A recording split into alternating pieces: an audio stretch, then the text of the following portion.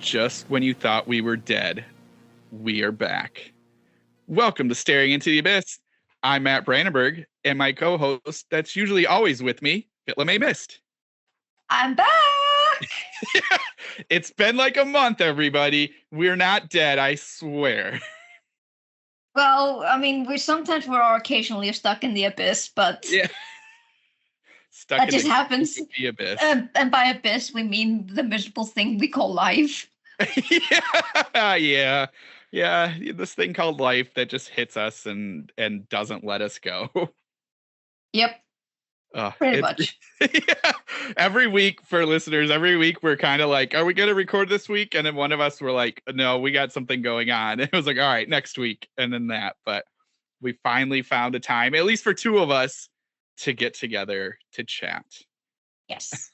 And I think this week, since it has been a month, we're just going to go over stuff we've, read, watched, played, whatever, listened to, all that fun stuff, just to give you an update on life and where things are. So yeah, it should be a fun one. I'm assuming you at least finished some multiple things this month, LeMay? Despite the horrendous thing that was happening in August, yes, I did manage to finish a couple of things, like media-wise.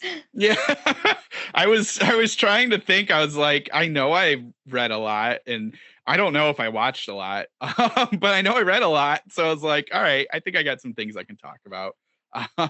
So yeah, that we'll just have a fun little time chatting about stuff, and I think I will kick us off. And I'm going to just kind of pick randomly because I don't really remember what I did in what order. But I think this one is somewhat appropriate because it recently came out maybe 2 weeks ago, which is Danger Slater's Starlet. Ooh, okay. It is excellent, as you can imagine, with Danger's work. I love everything he does. And so... Is it like weird horror or... Yeah, so it's interesting. Well, I'm going to say, and this isn't to disparage his other work, because again, I love all of his work, but this one's a little bit more mature. Oh. It still has all of his humor in it, but like it felt more mature. The basic idea is we have our, oh my gosh, I'm already going to blank on our main character. She is, why am I drawing a complete blank? Give me 2 seconds. I have the book literally in front of me. Don't worry. How very professional. All right. So here we go. Deja, that's our main character. She is an aspiring actress. She's in Hollywood. She really, she knows she's going to break it big, but she just hasn't yet.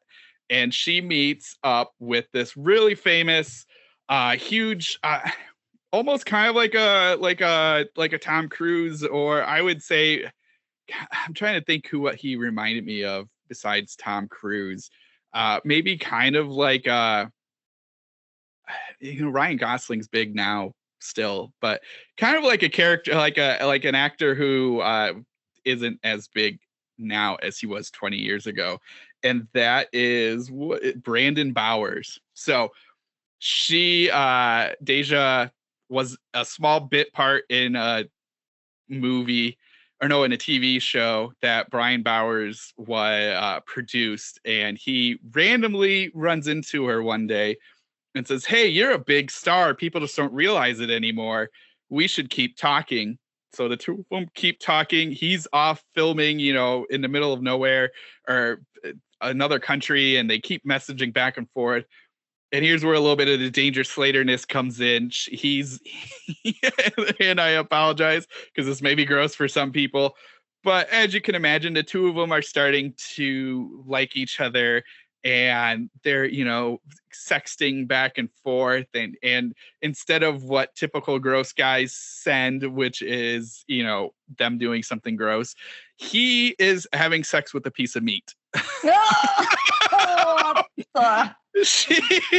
She's not quite sure how to respond to this, but he's a really big star and can make her famous. So she just sort of goes along with it. Because again, it's like it's your big heartthrob. I don't know. I'm not gonna give any names, but the big heartthrob that's kind of failing, but still really popular and is everywhere. And she goes for it. And so when he comes back, he invites her to his giant mansion. And in this giant mansion, we realize that things are not quite what they seem. Of course. And I don't want to totally spoil it. Let's just say there's a really big secret that these people, that Brandon and a group of friends have, that keep them young. And this isn't your normal thing. However, again, Danger Slater in this, going maybe a little bit more of a mature route, isn't like a really gross, like a typical humor gross thing. It's a gross, but it's not like his, if you've read his other work, you kind of assume one thing, but this one's like a legit, like, oh, like I could see this happening where people are trying to steal a certain thing from humans to get younger. And so like, but it still got his humor in it. I don't want to say it doesn't. It just, I think it just has a twinge different view on it. And I appreciate it. It's kind of fun to see. There's a lot of commentary about Hollywood and about like how much energy we put into people that we think are stars, and where does that limit, when do you kind of reach that limit and say like, no, this is not a good person and I don't want to follow this person because of what they're doing. But it's fun to kind of like see that, and like throughout each chapter kind of begins with like a mini review of this Brandon Bowers movies and how they start getting worse and worse. And so that was a lot of fun. But yeah, it's amazing. It's definitely worth checking out. Even if you don't like Danger Slater's other stuff, I think you'll really love this one. It's a cool story. So Starlet. Nice. What about you? Do you want me to start off with a rant or with something nice? Let's do it. Let's get that rant. Alrighty. Did you finish Umbrella Academy? I didn't even watch Umbrella Academy. Okay, I fell in love with the series the minute it came out. It was so much fun. The characters were so flawed, but so lovable. Like, how can you not love them for being so fucking flawed? They're trying, like, they have superpowers. They're brought out by this monster of a man who claims to be their father, and like raises them to be superheroes. And they have to deal with that. And then at the same time, when they're older, they have to deal with, hey, by the way, the end of the world is coming and it's kind of your fault, so you need to fix it. And it's so good. And it's like the music in there and just the chemistry between the actors. It was amazing. I love season 1. Season 2 was also great. Season 3 was it was okay. And then came season 4. Oh no. I don't know what they were thinking. I don't know what they were doing. They butchered it. Nothing felt right. No. At all. They none of the characters felt right. It's like someone took the fucking thing from Men in Black and just put it on the producers or the writers and like, pew. By the way, you don't remember anything what you did from the past season, the past 3 seasons. Oh my god, really? Yep. Oh, jeez. Basically, my favorite character, who is basically, he's just called 5 because he was number 5 among the children. There were 7 children. And he was my favorite because he was basically, he's a person, he has the power who can teleport. Nice. And he calls it blink. So he just blinks and then he just goes from places to places. And in season 1, he decided to challenge his power to see if he could go a little bit further than that. And he got stuck in the future. Oh, okay. And he spent like 50 years in the future. Jeez. And then came back, but still in his young body. He was like 13 when he did this. So you can imagine this is a 60-year-old guy stuck in a 13-year-old's body. Yeah. And the character, like the actor, I think his name is Aidan Gallagher. He captures that amazingly. He managed to be an old man in a kid's body. Nice. And it's so funny. And he's such a good character. Like Five is he was my favorite, along with Klaus, who is the guy who can see dead people or like communicate with them, but how he was like introduced to that was so traumatic to him that he has to take drugs in order to cope with it. And he's like a clusterfuck of trauma, that poor guy. But he tries to, deal with it with being the comic relief guy. And he's adorable. I fucking love this guy. But they did in season 4. They did everything so wrong. Like I don't know what they did. They introduced like a new character that we had never heard before, and basically just said, "Hey, yo, this is the most important character now. So you have to really, really make this character shine." And it doesn't. She's like a wet blanket. And it's not even explained like why or it wasn't even dropped like as hints in the other seasons. Just in this universe, she was like, yeah, she's the most important thing ever. And by the way, she's also the harbinger of doom. So good luck with that. And I don't want to say too much to those who have I don't want to spoil too much, but they basically just took everything and just, if they had a piece of paper, they just ripped it to pieces. Jeez. Like if this was the characters and this was the storyline, they just ripped it to pieces, which just sucks because this is based off a comic. Yeah. And I don't know if this is happening in the comic. And if it is, I'm not going to read that comic. Yeah, that's weird. Like, did it change writers or something? I don't know. I haven't really checked it out, but I've seen like immediately after I finished it, I was so mad. And there's this like how they ended it. Like, sure, it probably would have made sense if the characters had earned it, which they didn't. So, like, I'm not going to spoil what happens in the end, but they definitely did not deserve that ending. Jeez. Because they didn't earn it. And they just completely fucked up Five's character, and I'm still really mad about that. And I just like, I've seen a lot of TikTok videos like recently after this that like during the press release, when people were asking the actors, they were giving them each like themselves like side eyes, and I'm like, yeah, you probably didn't like this as well, but you're under contract and you can't say anything. Yeah. But I did hear like a rumor that one of the actors, when she got the script, she flat out laughed, and they're like, "This is not the real script. Where's the real script?" And the people were like, "This is the real script." She's like, "Excuse me." So we're having a Game of Thrones moment. Oh, jeez. Yeah. And I was so fucking mad.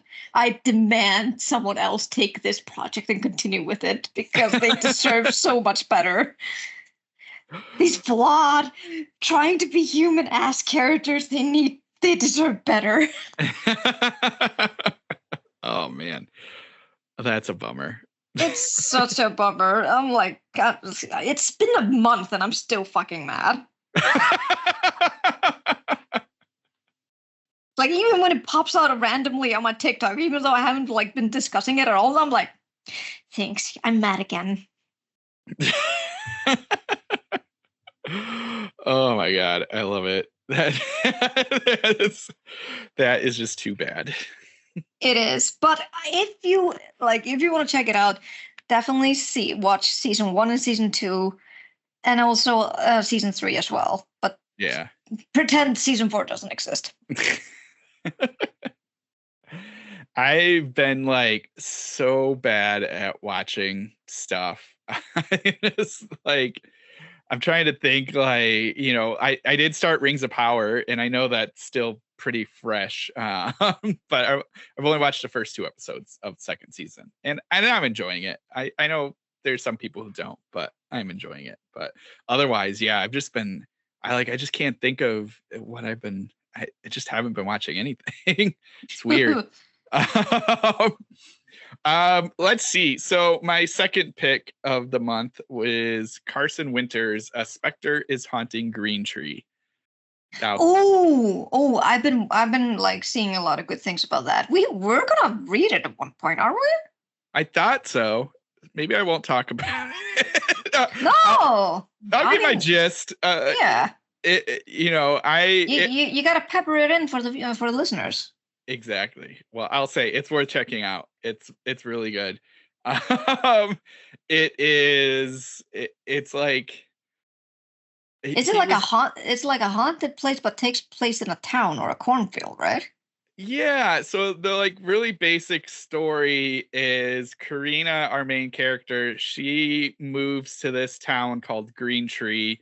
She's running from or hiding kind of from her ex. Her ex is a bad person.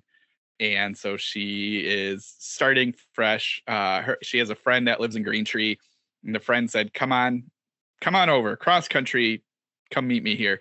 And at first it's very, it's very, very idealized little picturesque town, and everyone's perfect and flourishing, and they have lots of money, and she's starting to figure herself out.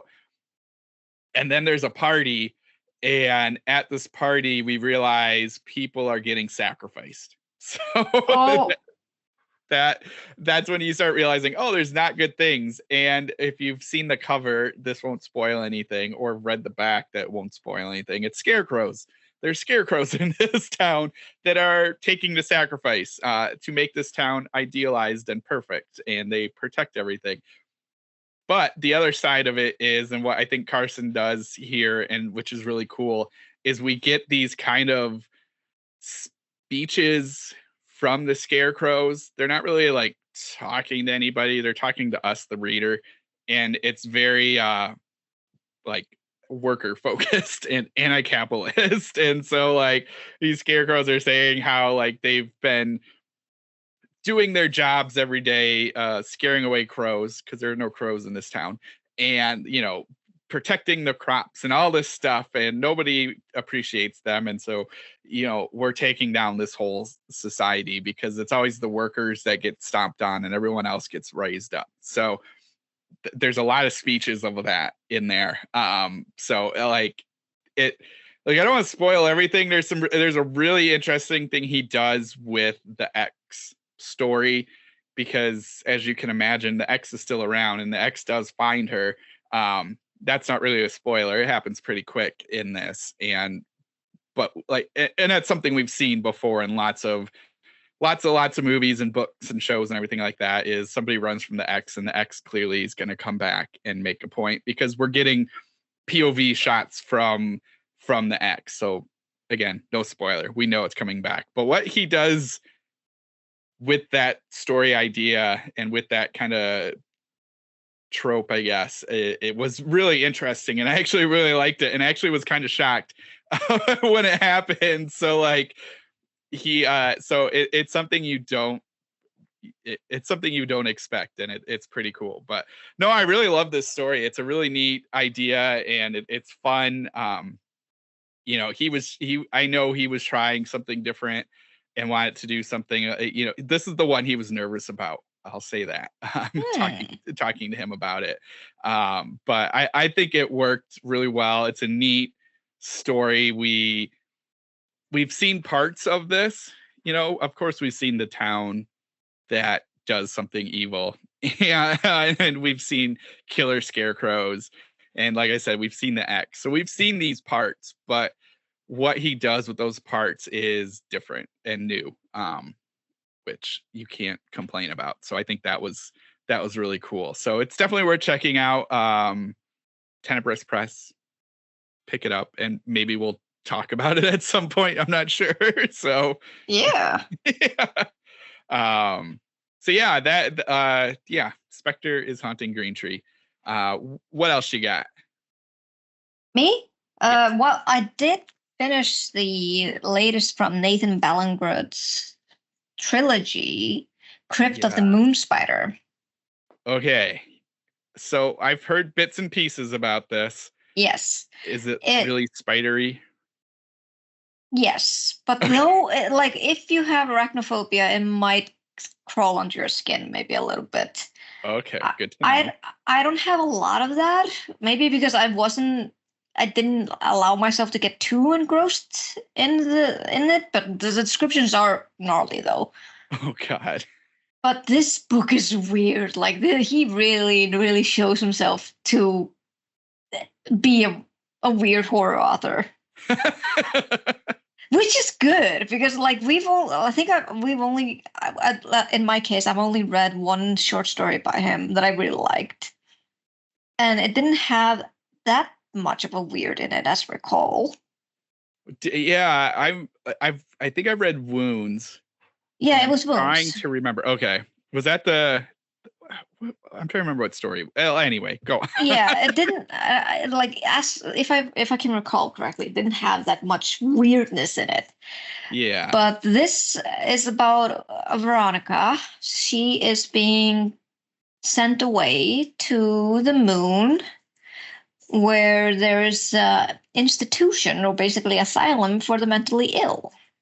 Nice. Okay. And like this is like supposed to be like this kind of revolutionary, but still kind of like acclaim. Like you would, a lot of people don't like think this is like the best option, but it has been getting like good results about using spider silk from the moon spiders in their treatments. Because apparently there was a huge ass moon spider on the moon. Perfect. But it died. But so it's not there anymore. Or so they say. Oh. And she is basically this like it kind of weaves into 1920s medical horror. Oh, okay. And also like this kind of weirdness and and also kind of deals with because if you read the yellow wallpaper, Yes. Yes. you get a lot of like you get that kind of vibe from that book Oh, interesting. Okay. because this, like I said, it happens in the 1920s. She is not going there out of her own free will. Her husband is sending her there because she's not feeling well. And I'm like, I immediately got like the hysteria part from the yellow wallpaper. I'm like, yay. Because just because a woman has depression, she's malfunctioned or doesn't work well or anything like that. Great. And in this case, like she has dark spells. She calls it dark spells, in which kind of like she blacks out basically. And that's a really good description of depression if you ask me. Yeah. And then when she is going through the treatments, it's horrible, by the way. She like goes through these kind of memories, and at one point in the story, you kind of start to think, wait, these aren't her memories. Okay. Like, what's happening here? And then suddenly she kind of realizes that she has a much bigger role to play on the moon. Oh, nice. I like And it. I can't really say anything else without spoiling it because this is a short story. This is only like 85 pages or something like that. But once you get to the part where you start to realize, like, hey, these are not her memories, then shit hits the fan. And then it just ramps up the really grotesque arachnophobia type writing in it. Oh no. It's basically spider inserting lobotomy. Oh no. Oh god. Yeah, it's like ugh. Now that I'm actually going deep into it, like talking about it now, then I realize like actually no, this is really disturbing. And now I'm really debating whether I should give this to my arachnophobic brother. Yeah, right. Here, this is a great book. Mind the spiders. Oh my god. Well, But and what I will say, like remembering now and hearing your description, like from the stories I remember, and then I know he had that show for a while, Monsters. yeah, Um, it those parts sound like his deal. He always kind of dealt with like the realness of things. So the idea of men sending women with depression yeah, to the moon, yeah. that He re- clicked. he really captured that. He captured like the tone of it and also how the doctors kind of like reacted to this. Like the doctor at first, he felt sympathetic. He actually was pretty straightforward with her. He's like, "You're not going to see your husband again. Like he sent you here basically to die." Or he basically tells her like he suspects or like he intends for you to die here, but don't worry, you're not gonna die. I'm gonna make sure of that. Oh my god. But then like you see the horrific treatment of what they do, even though the doctors claim like we're not like the other barbaric like insane asylums, and then you like read it forward, you're like actually you are, and you're much worse. It's like the doctors living in their own delusions, like being so delulu, they're like, I'm doing a great job. Yeah. Like I'm doing this for humanity. Like Of this course. kind of bravado. You're like, yep, you captured that pretty well. Oh So my god. and I'm excited because I felt it was too short. I was like, no, you have to expand on this because this is way too much. Like there are way too many crumpets here that you've just given me, and I want the whole pie. And I was delighted to see like he like in the book that I bought, they added like a teaser for the second book, and it's supposed to be a trilogy. So I'm excited. I'm gonna buy all the rest of it and devour this thing. That's awesome. Yeah. I have to get over my spider thing. So Yeah, I don't know if book 2 or 3 are gonna involve heavily on the spider things, but this one, if you all have a thing with spiders, treat with caution. yeah. Okay, good. I will do my best. Oh man. So let's see. The other thing that everything I'm talking about has recently come out apparently, and so which is good. It's good to be reading new stuff, and that is Ivy Grimes' Glass Stories, which Okay. just came out like maybe a week or two ago, and that's from Grimscribe Press. And so it is a collection of short stories that all revolve around glass objects. And this is like it's all sort of, a lot of it's fairy tale-esque. Now it's not just like rehashes of fairy tales, but just has that kind of idea. And there's a subtle horror to most of them. Again, if you know Grimscribe and John Paget, all of his stuff is kind of that Legati weirdness, and there's, but not totally Legati. I'm just saying, like, it's kind of got that idea of something deeper happening, and that's kind of the same thing here. Is all these stories there? It's a woman gets a woman's on a glass mountain, and it's some kingdom, and the king this is the princess, and the king says whoever gets up this mountain will marry you and get the kingdom. And of course, because it's a glass mountain, it's very slippery, and people are trying different things to get up there. And eventually a man like captures like a eagle and takes the eagle's talons and climbs up. Well, she's super smart. yeah, like, so you so stuff like that, where then she realizes that she was like she didn't know this man, and she married this man, and she eventually climbs back up the mountain. Well, she tells the man, I will only love you if you attach the talons back to the eagle. And then she climbs up the mountain, and she's in love with the mountain.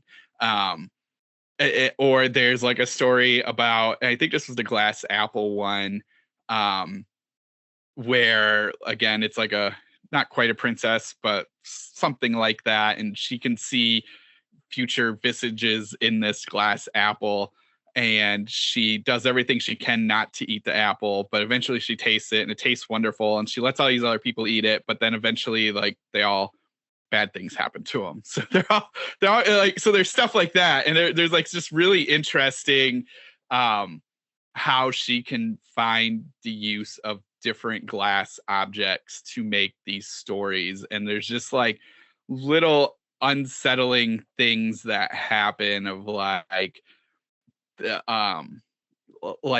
glass can, if there's like a glass wolf and they have to climb into this glass wolf, and like you kind of realize something bad is going to happen, or like there's a glass lump that has like a soul in it, and just all these like tiny little things where, you know, one has again this kind of fairy tale-esque thing, but there's always just enough where you're like, okay, if I'm sitting and thinking about this, it's actually kind of like scary and unsettling that this thing is happening. So it's really great. The way she writes is just like super awesome. It's got just this kind of lyrical way of delivering things where you're just in it and you're like, I can do one more, and like I want to see what's gonna happen here. There's a glass doll and I want to know what this glass doll is gonna do, or glass angel.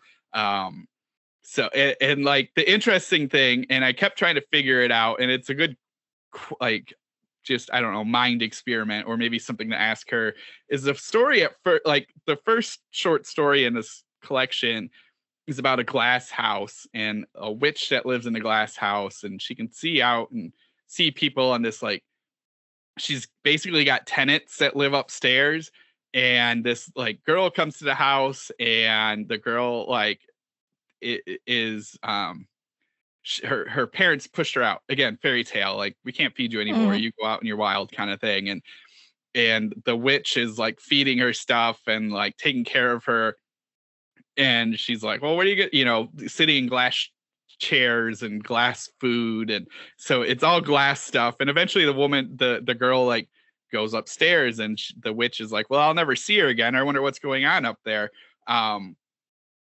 So like that opens it up, but then as you go kind of through these stories, there's like not hints, like I don't want to say it's all tied together, but it feels like there could be a way, because a lot, when you start thinking about this glass house and all the glass objects in the house, you're like, well, all these objects are in these other stories.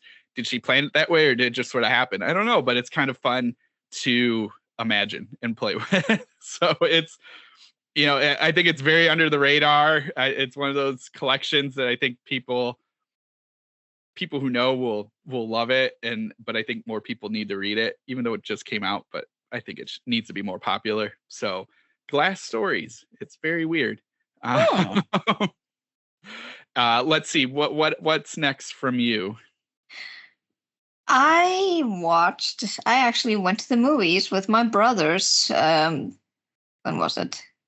At the end of August, when Alien Romulus came out. Oh, yes. What'd you think? It was actually not really like the best time for me to go to the movies, but my like I had just broken down and cried due to work related issues. But I couldn't say no to my brothers, because we don't see each other so many often, and we bond over horror movies. So, and you know, Alien is kind of like our go-to thing. So I was like, yeah, sure, I'll go, after I dried my tears and hitched up a smile. But it was hard because, you know, this thing like Alien, as much as I love it, it's still my childhood trauma. So, like, usually for me, I have to watch, like, if I'm, like, when I'm ready, like, when I'm in the right headspace, I can pop it into the, like on my TV and, like, have it as a background thing. Yeah. And not be as worried about childhood trauma getting back at me.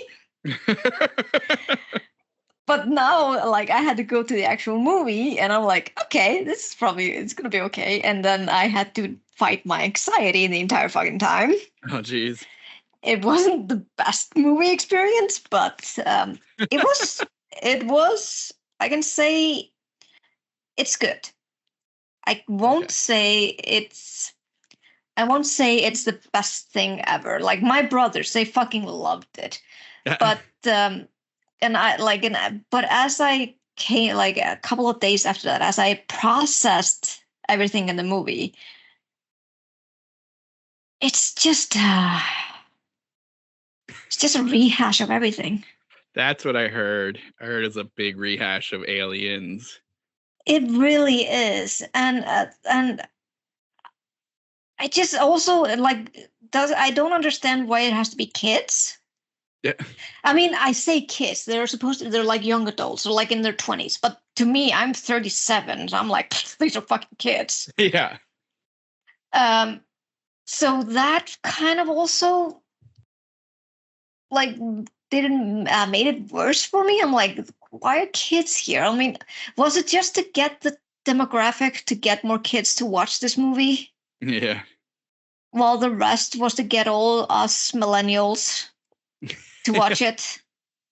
I mean, like, that could be, because I mean, if I think about like all the other ones, I mean, I guess Aliens had new and stuff, but all the rest kind of deal with older people. So that's interesting. Yeah, because it made sense to have one kid in Aliens because it was because the core theme was motherhood. Yeah. Just to display the differences of motherhood, both for Ripley and the Alien Queen.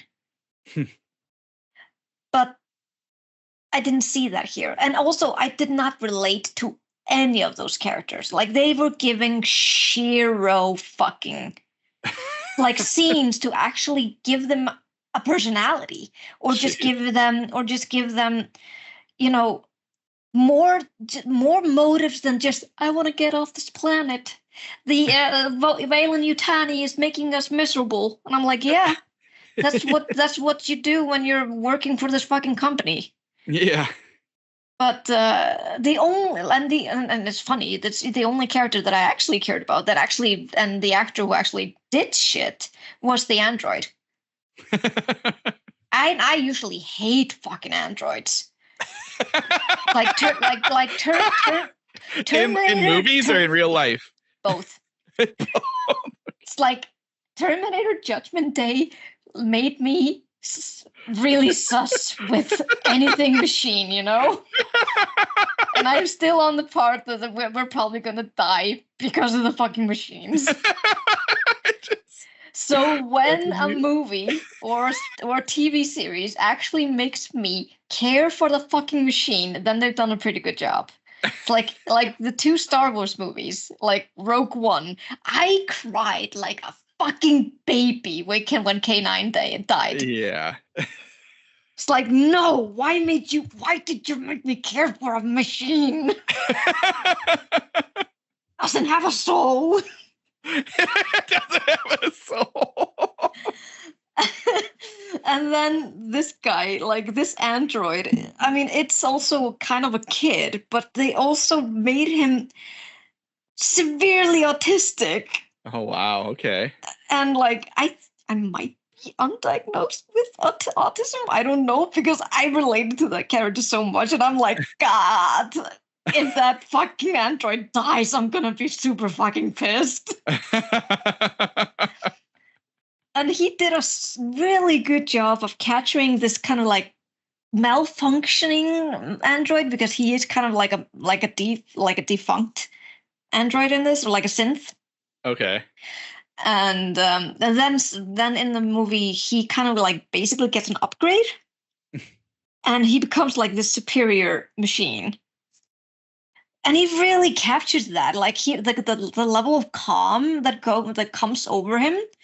It's really good. And also how like the logics behind some of the decisions that he made makes total sense. I'm like I know the kids were like super emotional and they wanted to do things differently, but every time I looked at him, like, seriously, dude, given the dangers, I would follow you anywhere. But I don't know. They took out elements from Covenant. Yeah. And Prometheus, which I hate those fucking movies. They should not be a part of the canon. Because I don't know. For me, what I really loved about the alien, or the xenomorph, is because we don't know what the fuck it is. Yeah. We don't know the purpose. The only thing we know, as all of the sins have said, it's the perfect organism. Yeah. And for me, that's enough, because perfect organism meaning like senseless killing machine. Yeah.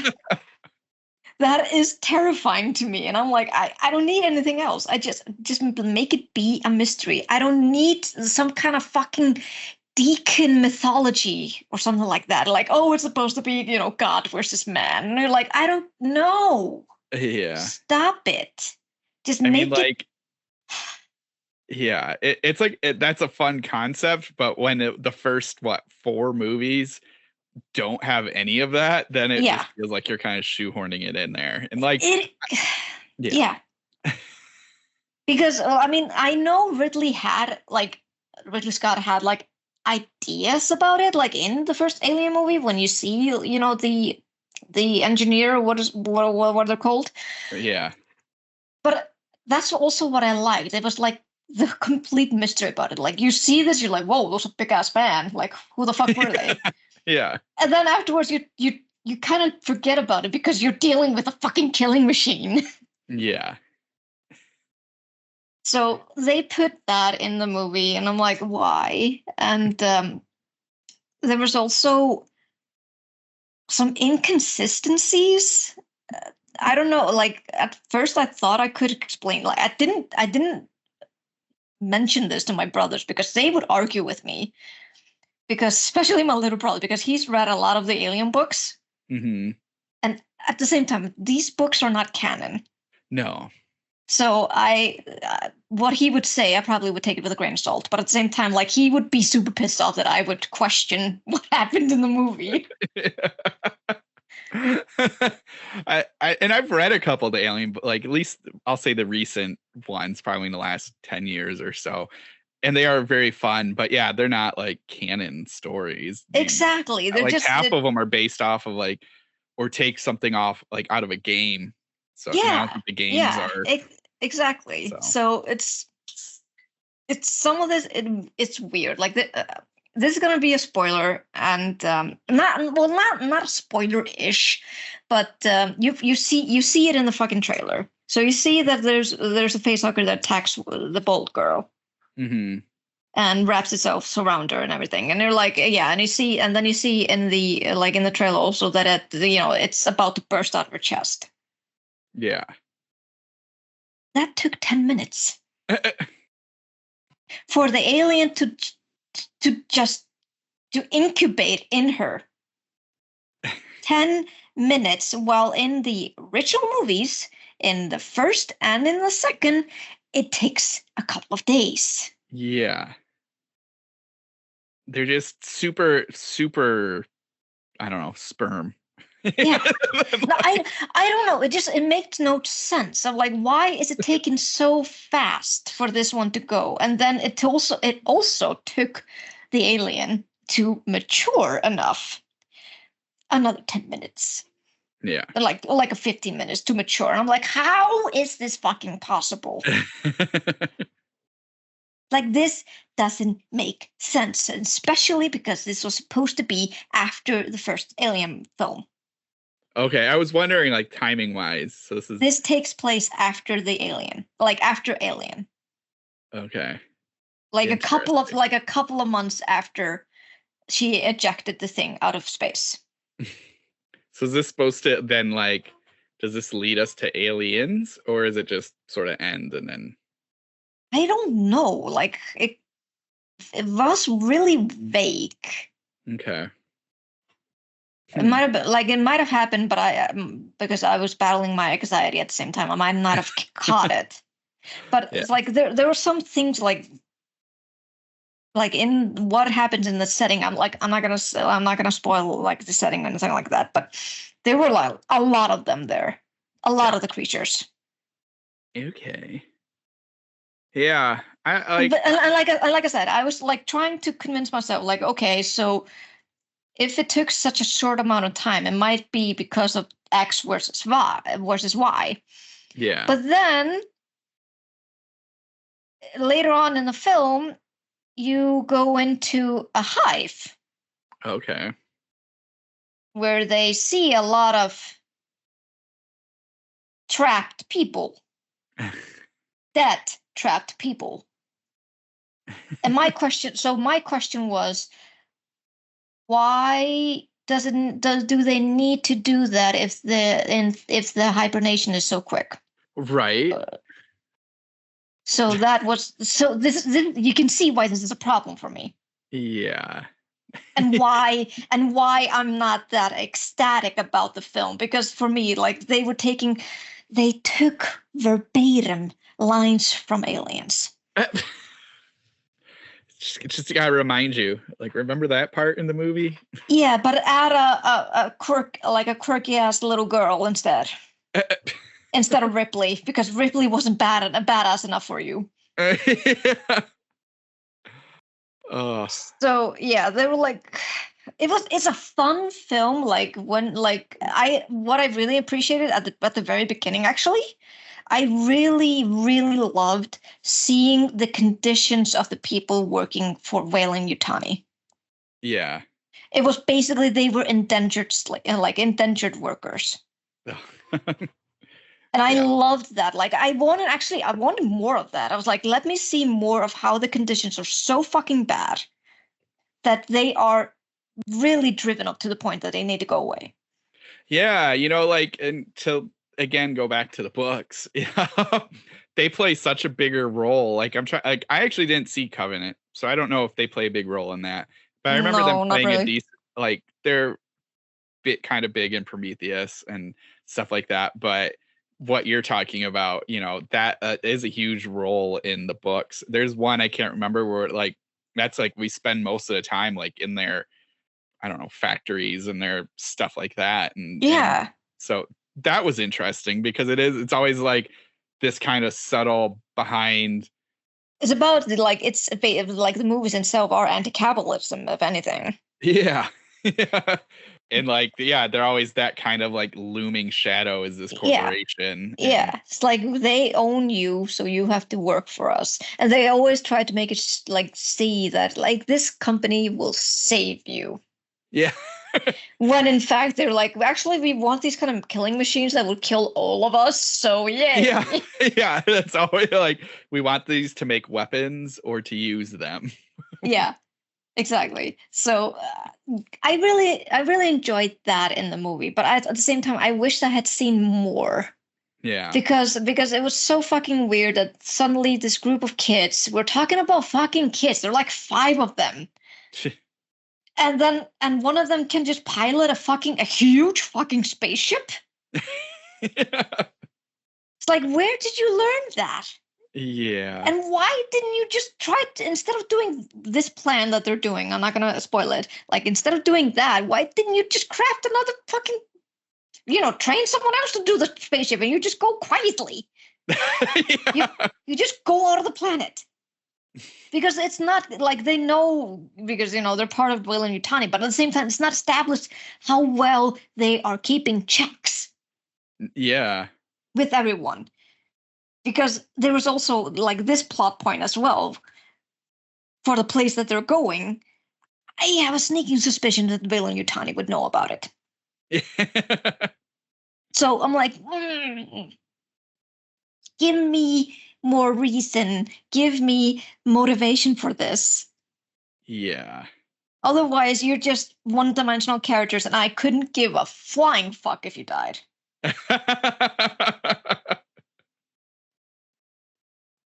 So yeah, I mean, if you are looking for, because Covenant and Prometheus are so bad, if you want to relive kind of like the good old days with Alien and Aliens, then yeah, definitely see Alien Romulus.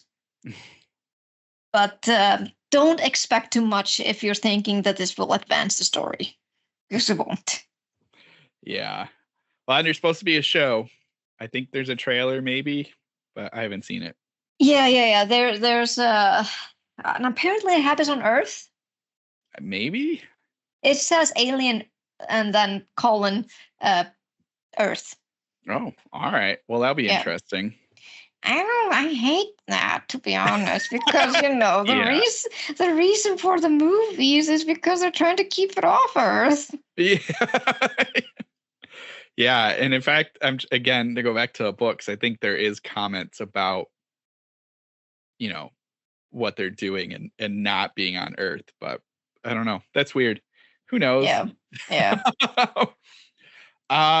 Let's see. I have just two quick things, and then because we're getting close. Yeah. I did watch something. I didn't finish it, but I did watch something, and I think we've talked about it one of the last times we recorded, which was Scavenger's Reign. Oh, yeah. I think Rich started it, right? Yeah, Rich or whoever we had on. We had somebody on, and they were talking about it. Oh, yeah. And it's really good. It's animated. It's on Netflix. It was an HBO Max show, but they canceled it. Then Netflix picked it up. It is basically a group. There's 4 people we're following. They got their ship. They're in one of these like giant space trailer things, and it gets to it. Something happens to it, and these 4 people are kind of marooned. They get jettisoned onto this new planet, and they're sort of trying to get the machine, trying to get back into the ship so they can fly, because the ship is fine, or at least part of the ship is fine. I'm trying to remember, and so anyway, they're trying to get back to it, but they're on this weird planet, and everything on this planet basically is trying to kill them. Of course. Of course. But it's just really neat, kind of slow, subtle thing. And so you're jumping back and forth between them, and it's just this fascinating look at the creatures like on a planet and what nature is like and how nature just does nature things. So they're, the aliens and flora and fauna on this planet aren't like, it's not like a marauding people or aliens trying to attack them. They're just doing their thing, but we're humans and we have different physiology, so we can't handle these things. So there's like, we're following this one guy, and there's these weird alien creatures that basically kind of like their whole thing is like they mind control smaller creatures to feed them. And one of these mind controlling creatures does it to a human, and so has this human like enthralled, and so the human is doing everything it can to feed this alien, and it's horrifying. The alien itself is not, it's just this weird little I'm sure there's like a whole thing because it sort of looks human, but it's not. It's like this crawling kind of like a panda bear, but not as big and burly as a panda bear thing. But it's just horrifying that it can like hypnotize this human and sends these thoughts. And so the human keeps seeing like this person that he was in love with, like, and that person he's in love with keeps telling him to like do certain things, but it's really just this alien. So that's really horrifying. And then there's just these like, just weird things that happen, and like it's awesome. It's really good. I love it. It's so imaginative just seeing all this stuff, and it's not a horror thing, but it's quite horrifying to see these creatures and what's happening and like how it affects humans, and like it's always horror, no matter what. Yeah, it's like, it just, nature can be horrifying, and when it's on another planet, it can be even more horrifying. So it's definitely worth checking that out. The other thing I kind of want to talk about is, and this is very specific to Gravity Falls fans, but the Book of Bill came out, and let me tell you, this thing is like way bigger and weirder than what I think I even imagined at first. I was like, oh, it's just How? It's good. It's good, right? It's amazing. So the book is set up. It's Bill's book. And he has you at the very beginning of the book make a deal with him. He's like, I'll let you keep reading this if you make a deal with me. If you don't make a deal with me, go to this page 75 or something like that. Are so you kidding? This is a make your own adventure. But with Bill. It is. It's a whole AR game. So you realize that this book is he tells you he made this book out of human brains. So that's how he lives in it. And like it is designed super crazy. There's just like, because you're basically just getting like hypnotized by him, and you're like you there. So it's just all this weird stuff where as you go through it, like he's sort of jokingly telling you the story about himself because it's his book, but then there's like all these other like there's a million like ciphers and puzzles in this book, and like really hard deep ones. And it leads you to a website, and you go to this website, and at first it was nothing, and then the website turns out it's what's his name? It's Stanford? It's not Grunkle Stan. It's Stanford. It's his office, and there's a computer in there, and if you type in certain words, it will do certain things and take you to certain places and tell you this like, you know, it's basically you make like a deal with him, and you're like letting him out, and you're doing all this weird stuff, and like it's still continually getting updated. And so like, oh my god, I love that. It's so amazing. And what you're also getting is you're getting this story about Bill, and within the book there's little sections and little codes that's from somebody else that's not Bill, and like it might be his parents. And I know people listening are like, well, what the heck, this was like a kid show. Watch Gravity Falls and then read this book. This book was made for older people, so there's a lot of like really gross imagery. Trevor Henderson did a bunch of these weird drawings for it, and so they're really awesome. Wow. But like you basically get this idea that Bill, you know, if you've seen the show, you kind of know he lived on a two-dimensional world, and he wanted to get in a three-dimensional world. Well, the book basically tells you he committed genocide and killed everyone. But, yes, but all the people are still in his head. And so every once in a while in the book, like they sort of break through. But then when you go to the website, like he makes a crack about not liking static. And on the website, if you type in certain things, you'll like a video will pop up with static, but you can hear in the background all these people screaming and saying like he won't let us out and he killed us. Oh my god! Yeah, it's wild. I know what I want for my Christmas now. Yeah, it's amazing. There's in like it's just it's really cool. We need an adult version of Gravity Falls right now, like an animated. I know Inside Job was basically that, but we need more. Oh yeah, and like that was like I don't know what this is setting us up to, because like it kind of theorizes and basically plainly says that like they didn't actually kill him in the book or in the show. Yeah, so he's still around.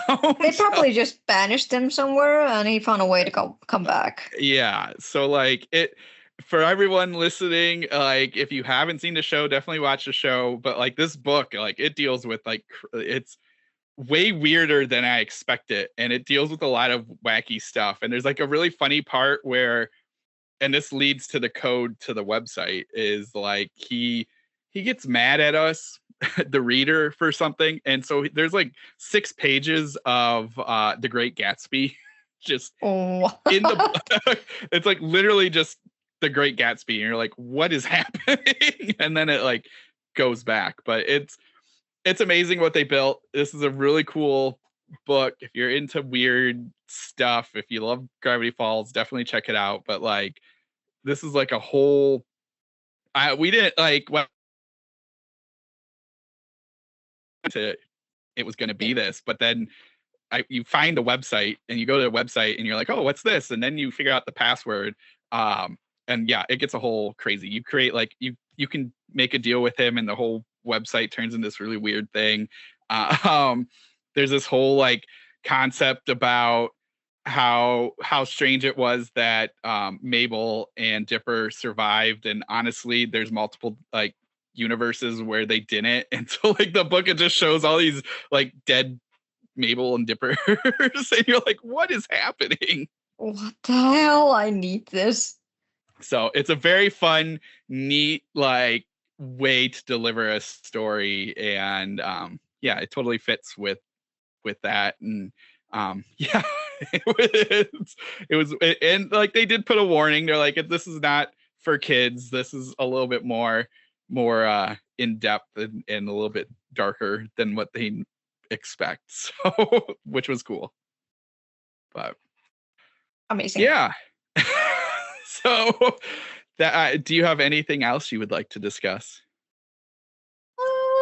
There were two movies that we watched just a couple of days ago. I'm not gonna go into detail of it, but you probably watched it already. Baghead. Oh, I haven't seen that. Okay, that one's just good. It stars the actress who plays Ciri in The Witcher. Okay. And it's kind of like on a weird. It's an interesting take on like a. How should I say? Like a trapped witch in a house, but instead of a house, it's like it's a pub. Nice. And it's kind of like, how can I best describe it? It reminds me of Talk to Me. Okay. But instead of the hand that you would shake and say, talk to me, it's a trapped witch that has to have a bag over her head. And if you give her an item of the deceased that belonged to the deceased, she will morph into that person and you can talk to them for like 2 minutes. Oh, nice.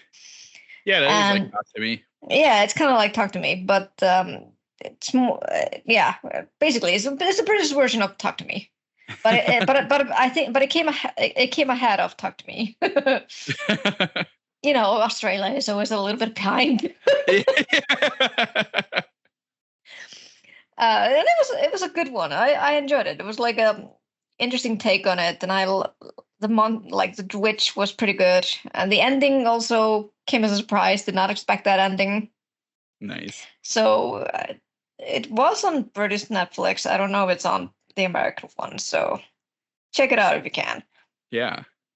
Then I think the movie was called Taunt. It's about a group of kids who go on Halloween. They decide to go to like a haunted house. Okay. Except the ones operating the haunted house have other ideas for them. Oh, I think I know what you're talking about. Yeah. Yeah. I did not like that one as much. My husband really enjoyed it, but at the same time, I was like, because I went into my writing mode, and I'm like, what's the motivation for this? It's like, I know this is supposed to probably be just a dumb slasher film, but like the people that were running the operating the haunted house, they were all disfigured. Okay. And they were all or in some kind of like probably wouldn't be accepted by society as a whole. But at the same time, I was like, what is the motivation behind this? Why do you want to do this? And why? Just give me why. And they didn't really do that. So I was like, for me, that kind of pulled me off from the movie. I'm like, nah. Yeah. I mean, it's okay, I guess. It's a fun little turn off your brain in my case I couldn't do that. Horror flick. But I did like how it was built, the haunted house. Yeah. And it kind of and it reminded me actually of Rich when he used to work at a haunted house. So yeah. I was like, okay, I can connect to that. Yeah, like I know somebody who does this. Yeah, but at the same time, like I don't think they would ever do that. But yeah. Amazing. Yeah, That's awesome. I think that's what I have at the moment. Awesome. Well, it's been fun to be back. What do you have to say, promote, and where can people find you? Okay, so my second short story collection, Visceral Discoveries, collection of ill-fitted horror, is available now. It just came out last week, Nice. and it's available on Amazon and also on Kindle Unlimited if you have that subscription. But I'm always flexible. If there are any reviewers out there or just people who would like to read and review, you can always contact me either on Twitter at @VitlemayS or on Instagram at Fangs at Light and a Light. And I can always hook you up with a free copy if you want. Oh, well, that's very sweet of you. People should do that. Let's see. For me, I am on Twitter at BrandenburgDM and my website, matt-brandenburg.com. And you can follow our podcast at Into Staring on Twitter. And I think that's the only place we're at. So you can find us there. And this is Matt Brandenburg saying, keep on staring. I think that's how we end it. Sounds good to me.